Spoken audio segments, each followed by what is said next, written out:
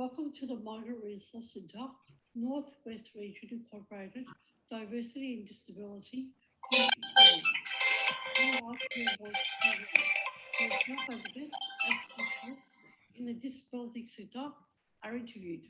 The Diversity and Disability Project would like to acknowledge the traditional owners of the land on which we work and live.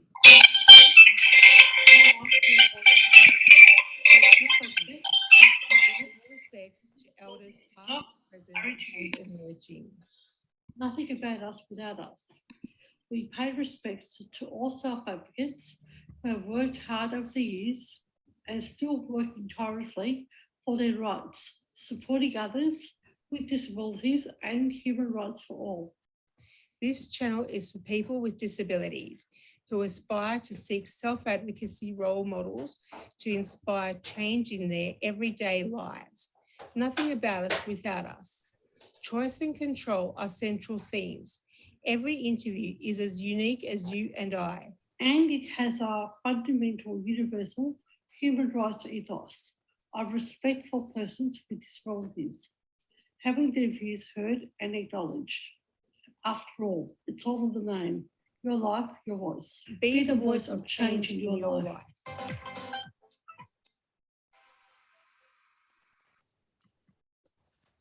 Good morning and welcome to another edition of Your Life, Your Voice. I'd like to welcome Colette Altopoulos today, my co-host. Hi everyone. And today we have Becky Rose, who is a self-advocate.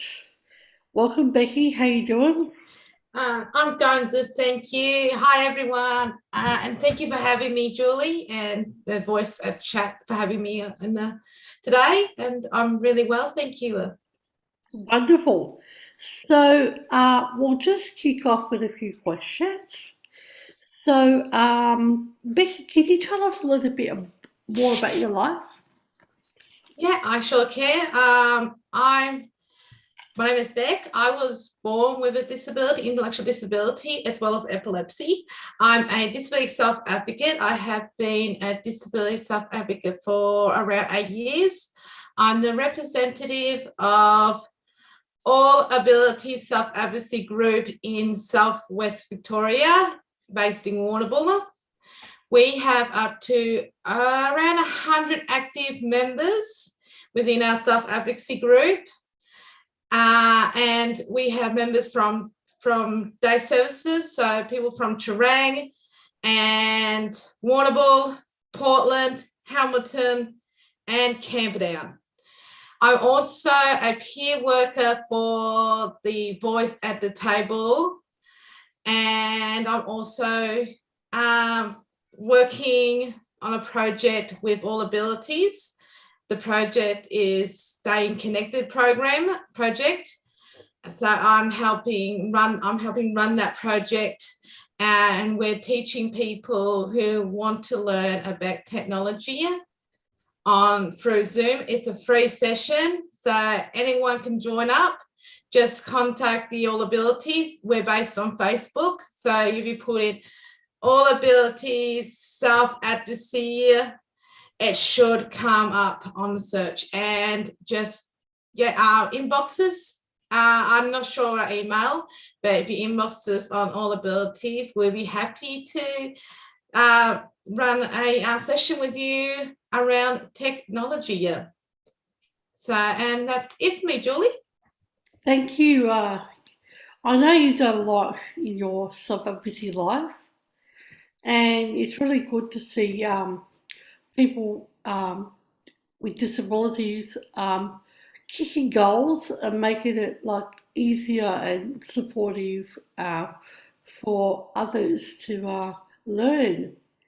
Can I ask you, just on support, Becky, because people may feel a bit anxious about getting out there. So, are you well supported in your roles? Yes, we are all supported within our roles. So yeah, it's usually done since COVID. We haven't been able to meet only through Zoom, so it's done through Zoom. And our support worker is Kylie Thorburn. She helps us along the way, and we have supports from Sarah as well. So yeah. So, different people need different supports. Is that managed well, in your opinion, or what do you think? I believe it is. Yes, yeah, it is. And I have support workers myself, so because one of the things that I'm doing at the moment is vaulting, and it's to do with it's a bit like gymnastics on a horse, and I'm training for the Australian vaulting competition, which is held in November in South Australia. So yeah, and I have a support worker who takes me to the horse riding and then back home. So yeah, and then I have a few other support workers I have throughout the week that help me.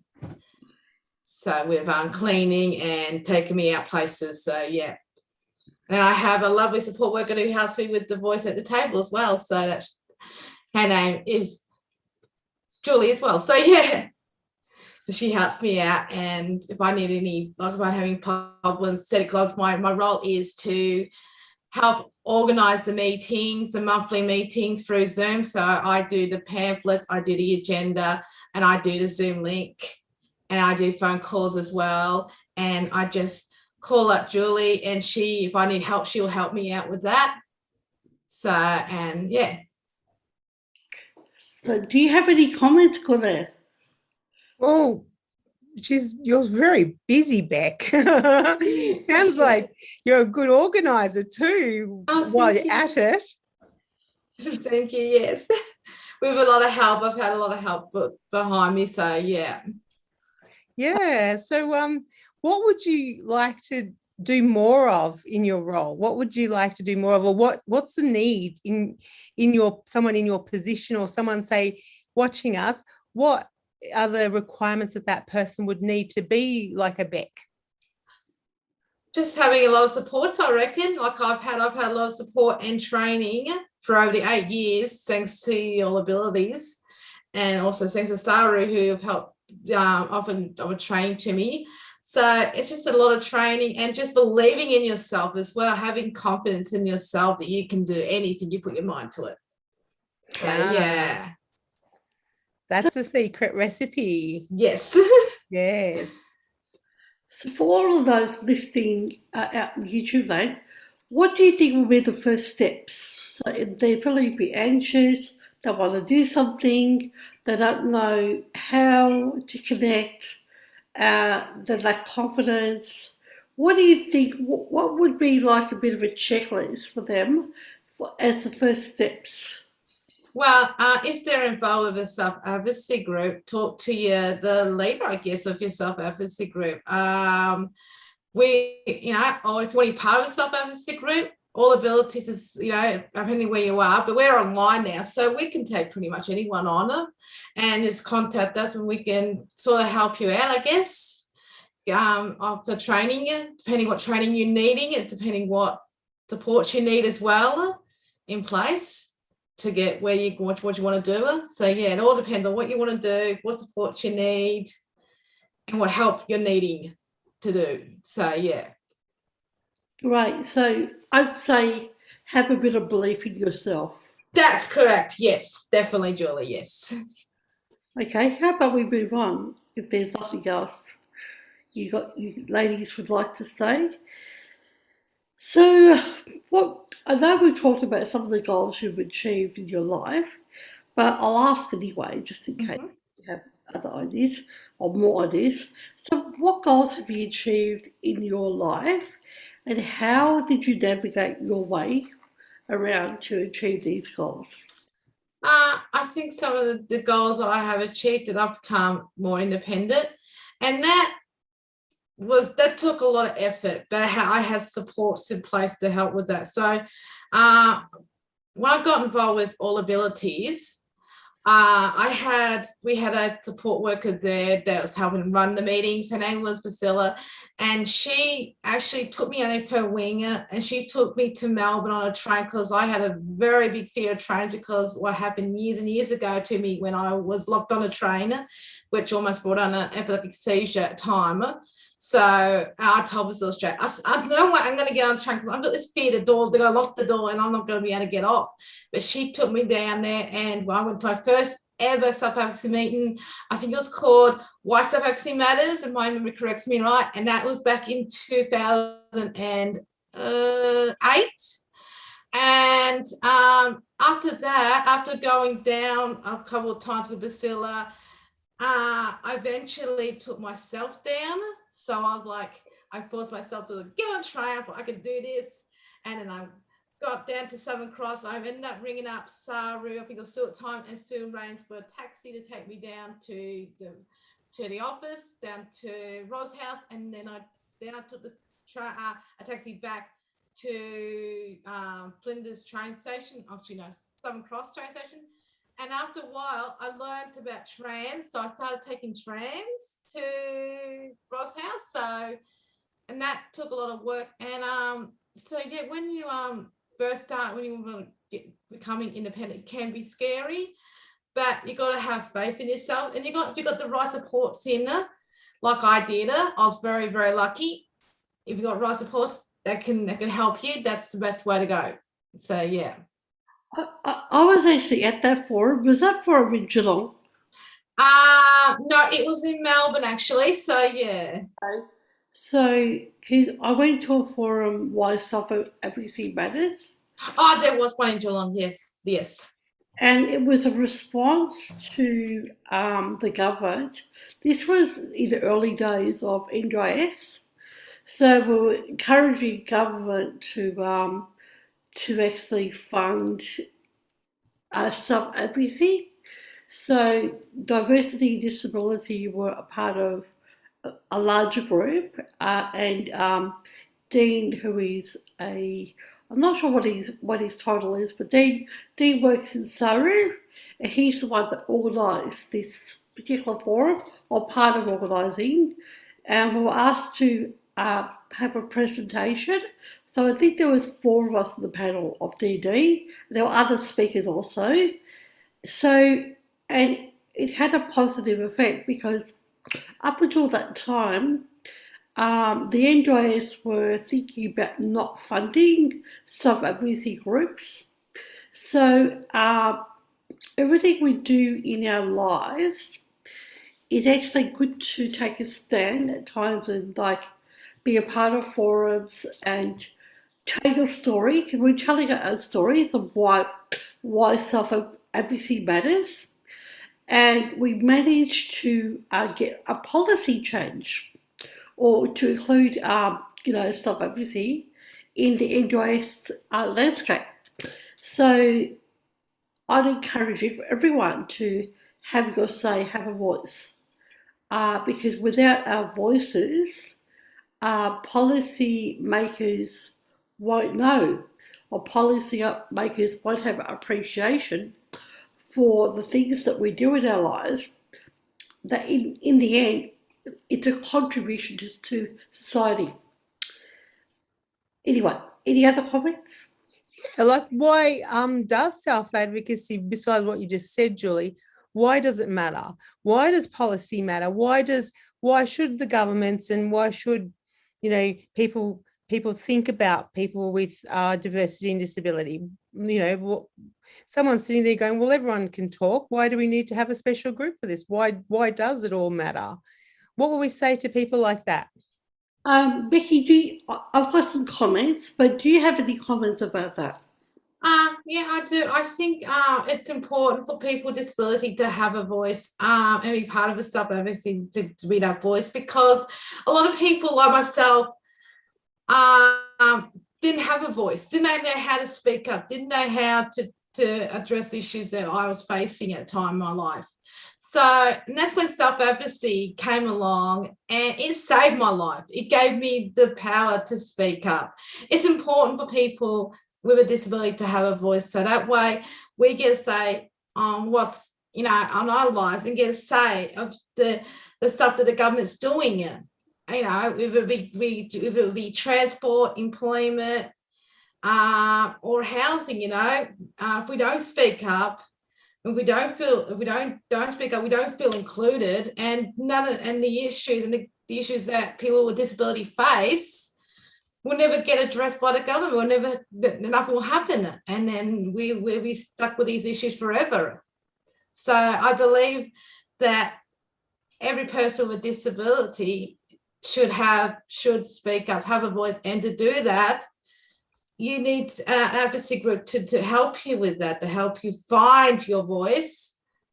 Because you need support behind. A lot of people just don't know how to speak up without the help and support of an advocacy group. Well, Glenn, you raised some really interesting points because, I do a lot of work in the sector, and I've come across people that can't speak, that literally can't speak. So they've got communication issues, complex communication issues. So, I believe everyone is is an expert in their own life, and in saying that, if there's been a push for lived experience over the past, say, D&D have been around for about 15 years now. And people with disabilities have barriers to employment, have barriers to housing. So if we don't have groups like self-advocacy groups to empower people to speak up, well, we're not including everyone in society. So inclusion is important, and having policymakers understand. And I've got this attitude that disability, and it's not an attitude, it's actually a fact. Disability can happen in any stage of your life. So we're making life better, and we're improving policy for policymakers for the wider society. So it's not about me. It's about the wider importance of policy within government.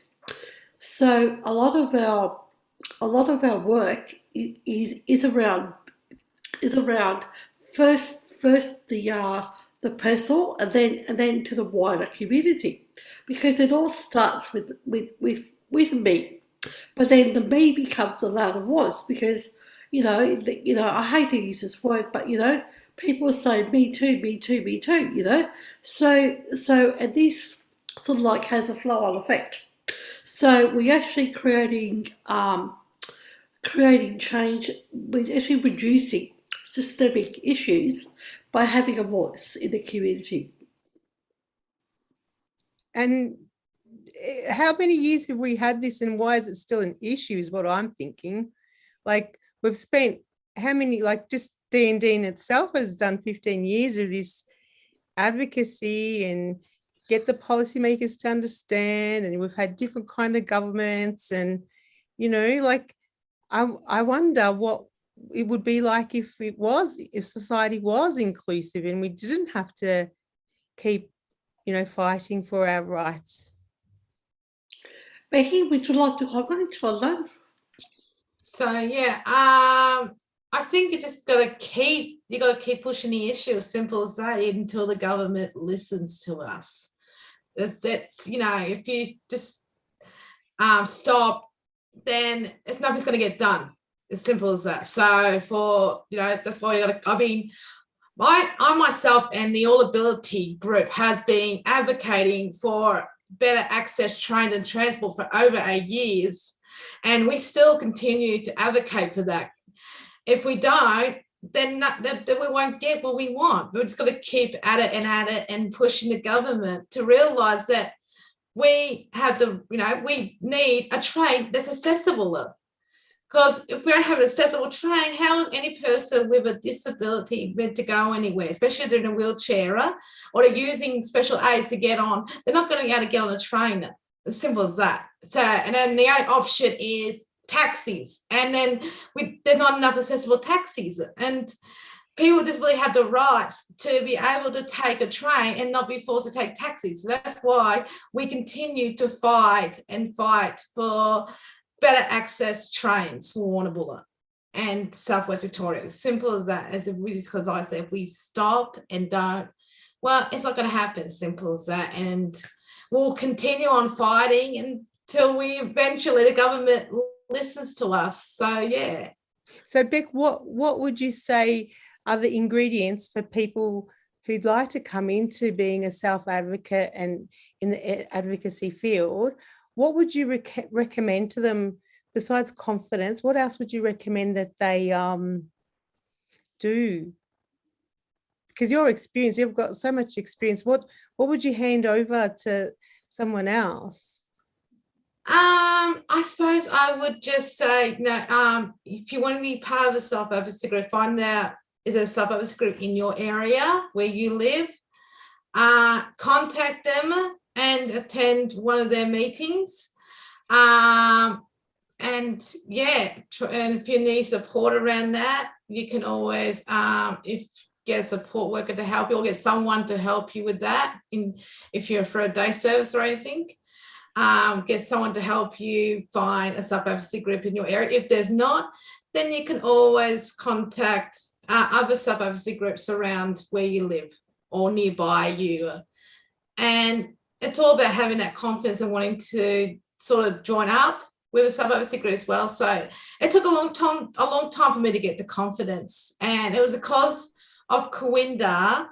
That's the reason why I got involved with All Abilities, because I was through a day service called Corinda Taranga, and I remember, it's only like 8 years ago, probably about 10 years ago, we had Valid come down, talk to us about starting a self-advocacy group in Warrnambool, and we were all for it. We said, yeah, definitely, why not? And we started our own movement, self-advocacy group, and the person who actually ran that, who was the representative, was Phil Brown. He was the representative, and I was then sworn in as a second representative for that group.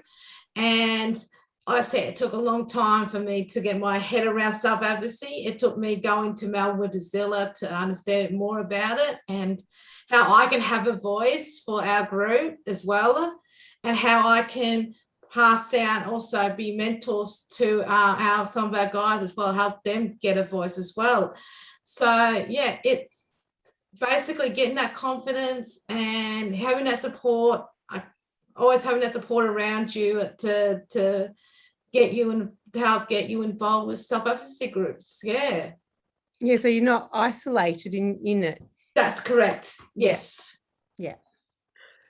Just a couple of comments, Beck. So, SARU, Self-Advocacy Resource Unit, has a website called Voices Together, and it's got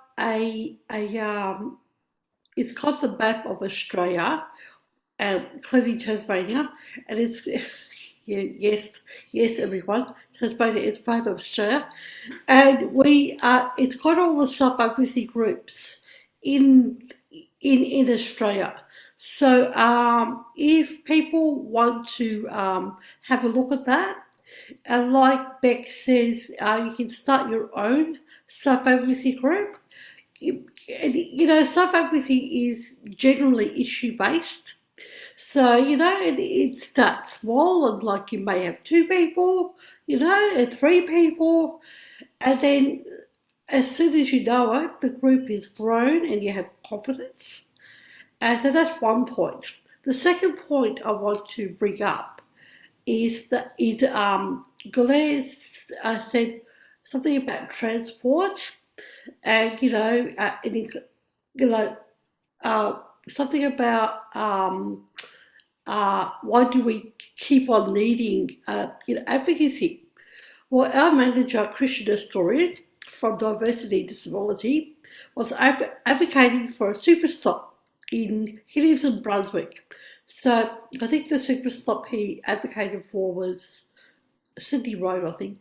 I get, I'm not really geographically minded, but it was around, I think it was around Sydney Road. So it took him quite a long time actually. Not sure whether it was 8 years or however long it took. So, but now there's a push for more super stops to be in the system. So, that's the reason why we need to keep on um, advocating, because people realise how good they are. And sometimes it's not even about money. Sometimes it's about political will and making politicians understand this is for the betterment of society. Now, our manager has he has a scooter, but what about the aged? People using walking sticks and all that sort of thing. And there's been a push, like in policy, for a couple of years now, for universal access. So this is why we need to keep on advocating for the needs of ourselves and the wider community. Do we have any other comments? Yeah, I was thinking, I was hoping that we'd have it like second nature to be able to do these things. Like it'd be second nature for the people who operate these kind of things like public transport, housing, education, inclusivity acts. We think that it would be part of someone's second nature to understand what it's like for people with diversity, whether they're aged or young people or have a diversity or disability or, languaging, all kinds of things, So, yeah. The way I look at it, it's a bit like walk a mile in my moccasins, and people don't realise. I mean, policymakers may have the best of intentions. The world is paved with people with good intentions, but unless they understand the the the step by step processes of what people's lives are like, and I know that's a bit hard to like. It's a bit of a hard ask, but until they sort of like walk a step in our shoes, people don't know any better. So these groups are there to educate everyone in the community. Something popped into my head. So yeah, I can't think of what it was now, but yeah. So and I know what I was about to say. You know, we have old buildings with old building codes and all that sort of stuff, which are definitely not accessible. So there's been a lot of work from Sue Smith from Surrey, and because people go on committees who are in the sector, and there's been an acceptance to make older buildings accessible, but this takes time, effort, and money. But I believe from an interview we had previous that there's been movement in that area of policy. Any other comments? Well, what keeps us all going then that we want to advocate? What will bring us more together and keep going? Becky, would you like to comment? I think what would keep us going is that if these issues, I think, is what keeps us going, because there's always new issues coming up within our communities, whether it be transport, whether it be housing, whether it be employment. So when issues come up, we just continue on fighting. We don't, until the government listens to us. As the old saying goes, nothing about us without us. As simple as that. So the government shouldn't make choices for us without having us involved. As simple as that, having our say in it. So yeah, and that's what keeps us going. It's the continuity, wanting to fight and making change happen. So yes. So, with employment-related issues for people with disabilities, again, our manager, I'll bring him up as an example. Our manager was educated in Italy. So he was born in Australia. His family went to Italy because the treatments were a lot better, a lot more progressive, and also, quite interestingly, there was no divide between um, people with disabilities and the other or, and other people. So the family went to Italy. So educated in Italy. I think he went when he was about 5 or something. And he came back. He came back to Australia. I'm not exactly sure when, but when he came back to Australia, he was locked out of the employment opportunities. It wasn't because he was not capable. This Christian has a degree in IT, so he's more than capable and qualified. And the comments he was given by employment agencies was, "You should be happy just to have your DSP," you know, and that was all. That was the bottom line. But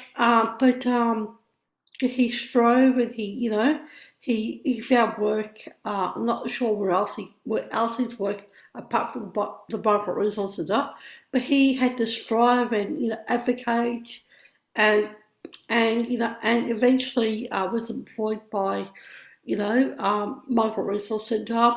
He was employed initially as a policy worker and probably with people with disabilities. Then a position came up to be a manager at the diversity and disability manager. So with other people, who were being locked out of employment, I was one of them also. I couldn't find employment. Highly qualified, highly educated, and I was locked out. Every interview I went into depression. So, because I was knocked back for, I don't know why, the reasons were. I'd call up for a follow up. I did all the right things, and I was locked out. And unfortunately, nearly had to lose my life, literally. And I have recovered from that, and I was part of the program, the hospital program. They have an outreach worker, so the outreach worker meets with you before you're discharged and figures out what you want to do in your life. So that's self-advocacy. Yeah, what do you want to do in your life, and providing the support for that to happen. So I was telling her, I've had really difficulties finding work, and so got back home and we agreed that she would look for opportunities for me.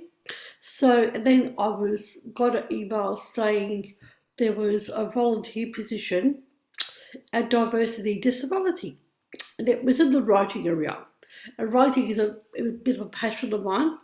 So I went to an interview with Christian. I was still quite unwell at that time, and but they took me on as a volunteer, and then from there, I was a volunteer for about quite a few years actually. But I also had three surgeries and three recoveries, so it was a long healing process. After in 2015, I was given my own group. That was a women's group, which still runs till this day, and other things that come my way. So, and I'm sure other people with disabilities have similar stories.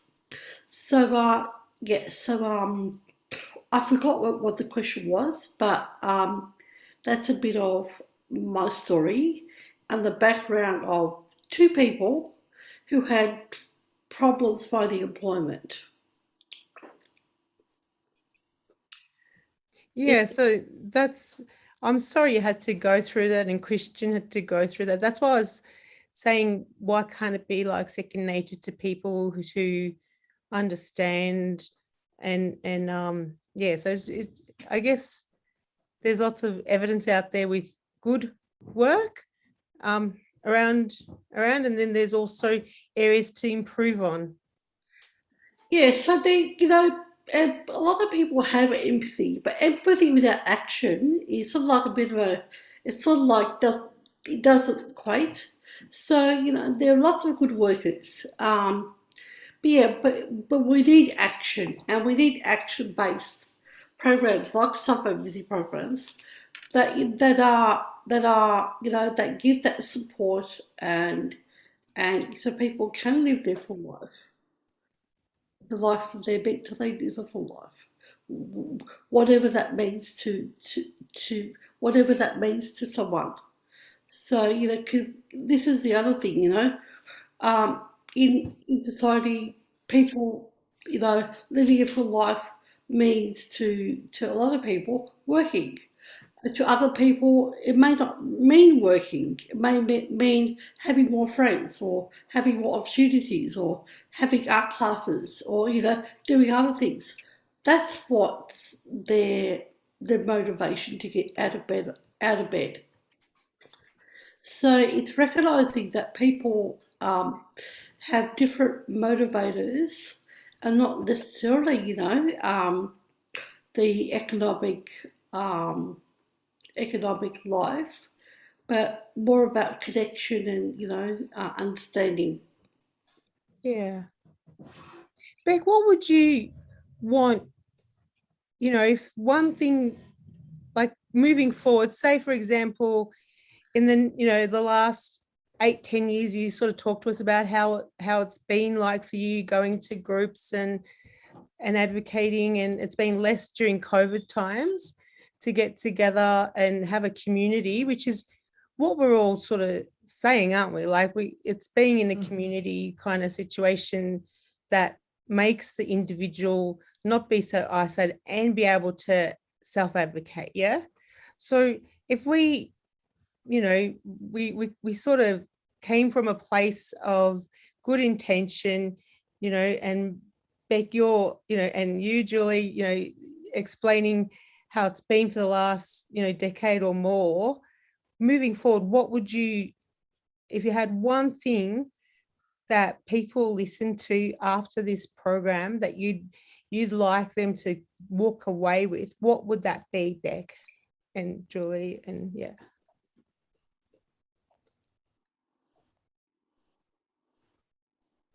Yeah, so that was, Beck, do you have something that I would feel that they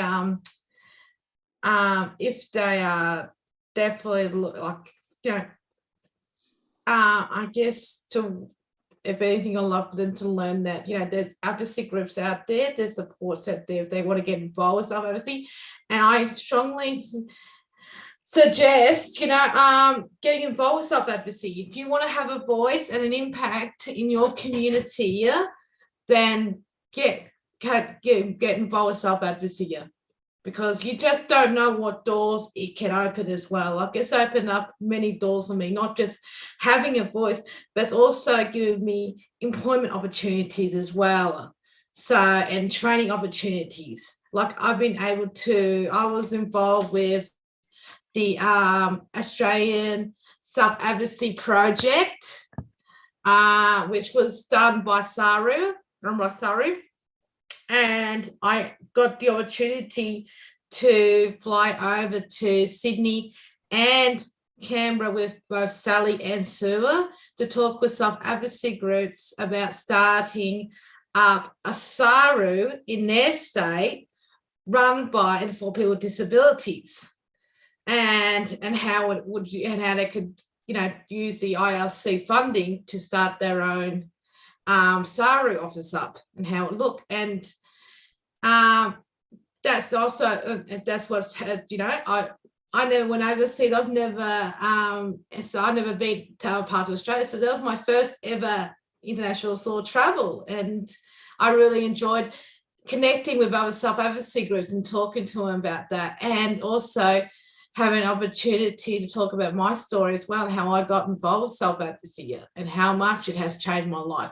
And also I did another training course a few years back in 2014, Women with Disability Leadership course, which actually ended up giving me the opportunity to be to help run a training in Warrnambool for women with disabilities. I was actually the paid assistant, so I helped assist that program in Warrnambool after I graduated from doing the course in Torquay. So, and then there was other opportunities I've had along the way. So to do just short employment, and it's really just given me a boost of confidence in that, because before I got involved in self-advocacy, I was working in a supermarket. I was there for like 9 years as a shelf packer. The new owners, my old boss decided to sell up. The new owners took over. The boss decided his wife could do my job. So I ended up losing my job, which ended up, I was retrenched. And I went into a deep depression. I went around looking for nearly 5 years for another job around Camperdown, and no one was willing to look at me. I remember going to IGA and applying for a job there, only to be told I didn't fit their category. That's what I was told. Because when I told them I had a disability and had epilepsy, they said, "Oh, sorry, you don't fit our category." I'm like, "What? What?" And it's because I have a disability. And like, really? And that even sent me into more depression, spiral depression. My mum then started doing a course, an education course. And she said, you should come along and do that. And I said, okay, I'll do this education course. And the teacher there, Yvonne, she suggested I join up with Corinda.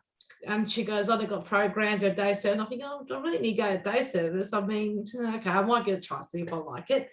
They never know where it could lead to. And then that ended up opening up other doors, and then eventually opened up the door to self-advocacy, because we ended up starting our own group. We started off small, and now we have over 100 active members, and it's really crazy, but that's how it starts off. It starts off like really small, and then it just grows. And then before you know it, you're helping others find their voice to speak up. So, yeah, and I love the role that I do. So I keep thinking to myself that my old boss, the new boss that took over the supermarket, did me a huge favour by retrenching me, because if he didn't, I wouldn't have gotten involved with Corinda. I would have never found self-advocacy, and I would still be in a rut the way I am now, and possibly still suffering depression now. So self-advocacy in the end saved my life. It gave me that voice. It gave me that power to speak up. And I learned so much. I learned that I didn't even know about it, but I could have contacted the Disability Discrimination Act and told them what happened with me at Food Works, and had them for discrimination, which I didn't know at the time. So, because they also saw the reason they didn't need me, because they had someone else there, a young guy there that was working there who had a disability, and they probably thought that he was more important over me. I don't know, but that's probably why, But I remember was being told, oh, you got a week to get out. He was like 2 weeks or a week to get out. And he said, it's nothing to do with your disability, he said that my wife can do your job. And I thought, what? And I thought, okay. I just remember being so upset and then going home crying to mum, and then trying to navigate, trying to look for work elsewhere. And every time I put my resume in to every place in Camperdown, I thought, oh, yeah, my chance here. Nah, you don't have a chance, because the minute I bring up my disability, I just didn't want to know. They saw me as, oh, well, you've got a disability. We're going to have to train you. We don't want to really do that. You're just going to, I got put in what they call the hard basket case, as simple as that. I was too hard. I was put in a hard basket case. But now I've got self-advocacy, and now I'm doing things right now, working as well, doing the voice at the table, and having self-advocacy is just fantastic. I think to myself, I'm glad I'm out of the supermarket job. I'm glad I've now got a voice, and I can help others find their voices as well. So, yeah. Yeah, let me think. While you're thinking, Beck, More power to you, my dear. Thank More power you. to you. Thank Yeah. you. Very Yeah. heartening, very, yeah. So I was actually employed with the public service, and I'll just talk maybe things come to me. So I was made redundant too back. I think you're a bit too young to remember this, but Jeff Kennett, who was the Premier of Victoria, Liberal Premier at that time, he actually got rid of hundreds of thousands of public servants, and they were moving from the pub. They were reducing the public service sector, and they were moving towards selling off like uh, public servant departments. And unfortunately, my one was one of the first ones that was up. So that went to private enterprise. They took quite a few people from my from the public service, but I don't think I wanted to go to that particular company. It's a bit like geographically a bit too far, and I ended up being made redundant. Now, it was probably the worst time of my life, probably the best time, because had I stayed in the public service, I don't think I would have grown. I wouldn't have grown in ways that I've grown. So yes, I did lose my job. Yes, I did have struggles finding employment, but I actually was enrolled into a community development course. So first it was TAFE, then I finished off the BA. So that sort of like gave me the theoretical understanding of working with minority groups. Again, challenging because community development workers are not really, well, back then they weren't highly regarded because we're considered a bit like uh, we challenge like structures of government, so we're considered troublemakers, like troublemakers, and the roles of community development workers are very limited. So again, I had issues finding work, and my grades were good, most of my work was distinctions and all that sort of stuff. But I still had really difficulty finding work. So yeah, but I grew in other ways, emotionally, so much. The growth in being now is so much more greater than had I remained in the public service. Um, so that was a blessing and a curse, all in the same, opposites. Opposites, but yeah, I see it now as a blessing, but for a long time it was a curse. So yeah, so any comments on that? Well, it's not nice to go through it, is it? Like that's not, I mean, I think in that period of time that you were mentioning, Julie, the whole sector, community development, was cut. The main part of most community organisations and not-for-profits at that period of time lost a lot of their community development workers or community development officers. So that was, and those services that were cut back in those days did not back to what it is now. So the community development kind of ideas don't go in line with like like the services were cut off and things were sold off as well, like properties were sold off. So it wasn't a good thing for Victoria, but some people thought that it was a good thing for Victoria. So it's just differing opinions in that time, and I just hope that we could make better decisions in where we want to be employed as well. You know, Beck, your story is, you know, very, very special in the way that, you know, from one little, you had to have that bit of trust in somewhere to go back, to open that door from the employment that didn't give you that trust. Like you said, you know, you fell into depression, but then you still had a little bit of hope inside of you in your belly, and you took that step.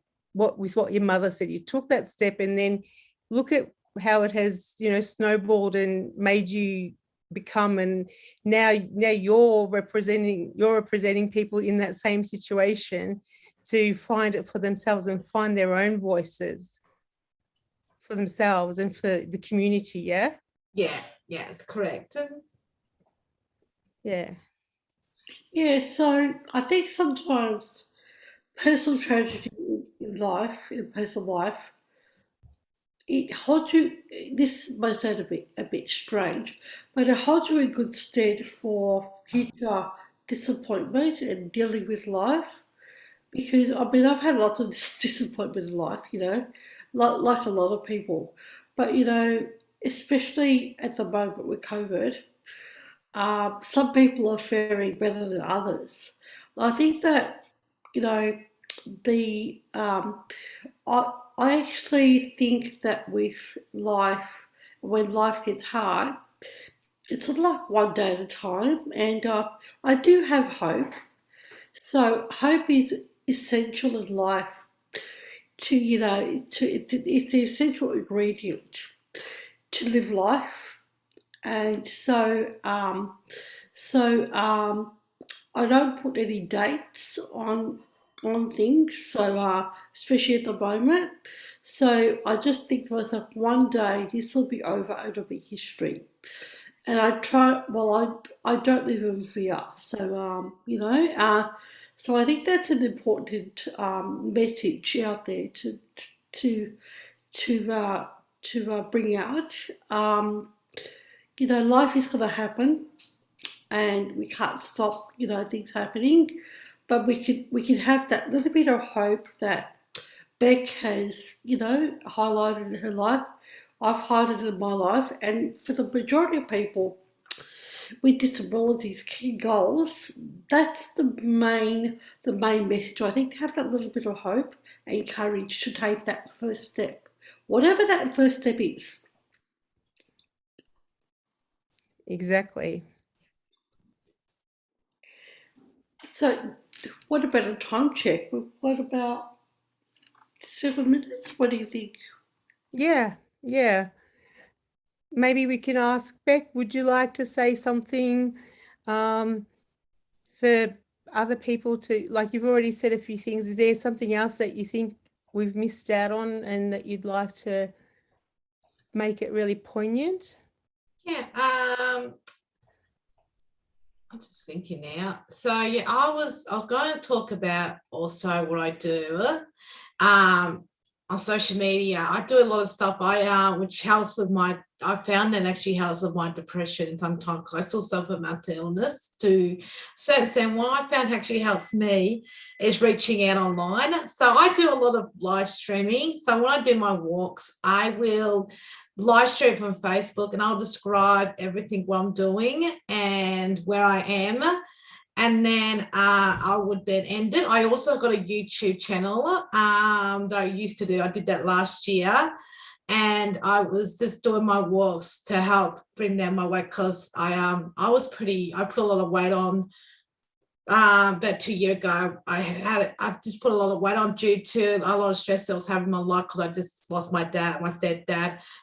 Me and my mum had to move. Then my mum was diagnosed with cancer, and it was like I just started gaining all this weight. And then that's when I had really bad habits of drinking and smoking, and so I decided to I saw this advertisement for the gym. I joined up the gym. It changed my life. I started losing weight. I was 109 kilos. I'm now down to, after nearly 2 years, 76 kilos. I do a lot of walking, which has, like I said, helped me. So I use live stream Facebook when I do my walks. I want to get back into YouTube doing that as well, the same kind of thing. And yeah, that's how. So I just describe things, what I'm doing, where I'm going, and this, I call it my weight loss challenge. So, and it's doing live stream and doing Facebook and doing those videos actually helps my mental health in a huge way, because I see all these people viewing and like, oh wow, so that's how people look at stuff, knowing that they're listening and watching me what I'm doing. And yeah, but yeah, so like I said, it's taken me to get through a really bad time in my life nearly 2 years ago, and to make huge changes. I'm now smoke free. I'm nearly 2 years smoke free. I haven't touched alcohol in nearly 2 years, and it took me losing my stepdad, who had surgery on his ankle and also had severe bronchitis from smoking, to wake me up and realize if I don't change my life, I'm going to end up that my weight myself. So I'm going to have to give it the smoke and give it and change my life and give it the alcohol and start to lose some weight. And like I said, I went from 109 kilos to now 76 kilos. So yeah, I mean, I also got that weight. It impacted my walking because I'm flat foot. And because I was carrying so much weight, I couldn't hardly walk. I had to use crutches just to get around. My foot and ankle were always hurting. So I was told that was due to my weight. A lot of it was due to my weight and smoking as well. I found that contributed to it as well. So that changing everything around from my diet, just quitting smoking and drinking, and then doing walks, and then going to the gym and bringing my weight down has helped me tons. Like I said, I'm more active now. I'm doing stuff I thought I'd never see myself do again, riding a bike, doing vaulting on a horse over in Warrnambool, and also playing sports. I joined up with the Hurricanes over in Warrnambool, so I'm doing football training, which I'm looking forward to doing again next year. I also I played a bit of netball, which I haven't played in years, and the people in from the community made me feel really welcome. So, and they knew of my disability, so and it really helped having them make me feel so welcome in the team. And then I went on to, I'm also doing now what they call boogie, trampoline boogie dancing it, and so you just do some moves on a trampoline. That stopped because of COVID, so hopefully they'll be starting that again, hopefully sooner, because I do miss the boogie trampoline exercise. That helped with that's helped my social anxiety. That's helped with my depression, being active and being around people has helped me as well. So it's Wow, a vlogger, blogger, influencer, role model, queen, king, wonderful, amazing human who has, I'm speechless. I'm so glad I met you on this program. Thank you for your story, You're welcome. Thanks for sharing. You're welcome. And my mum I'm now just looking back after my mum again, because she just had a pacemaker put into her inner. Because she ended up going to hospital for a week, and they found out there was something wrong with her heart. It wasn't pumping right, so now she's got a pacemaker, so I'm about to look it after her. But she's 3 years, coming up nearly 3 years in remission of cancer, of lymphoma. So I'm really wrapped for mum, and hopefully I'm hoping to take her away on her birthday, but just have to wait to see what happens. But yeah, her birthday is in November. I'm hoping to take her away somewhere special. She's been through so much. We've both been through so much, so yeah. Thank you, Beck. What a wonderful role model you are. Thank you, Julie. Yes, so I've known about you for a while now. I didn't know a lot about you, but I've sort of seen you around the traps. So yeah, it's really nice to get to know you a bit better. Yeah. This YouTube platform. Mm-hmm. And Gulair, how about we go to the outros? Yeah, thank you so much again, Beck. Wonderful to meet you. Keep going. I will. With your vlogging, influencing, role modeling, all that.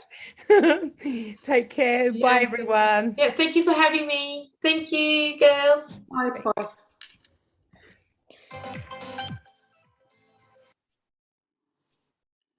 Catch us on Your Life, Your Voice YouTube channel live every Monday fortnight or on demand. We would like your comments and suggestions on topics that you would like us to explore. Leave your comments on YouTube comments section. Please feel free to email us on dndyourlifeyourvoice@gmail.com or contact us via the Margaret Resource Centre Northwest Region Inc. Phone number 1300 676 044. 1300 676 044. Diversity in Disability is a project of the Margaret Resource Centre Northwest Region Incorporated, and would like to thank the management for funding this project, especially living through the COVID-19 pandemic. The pandemic has been difficult for people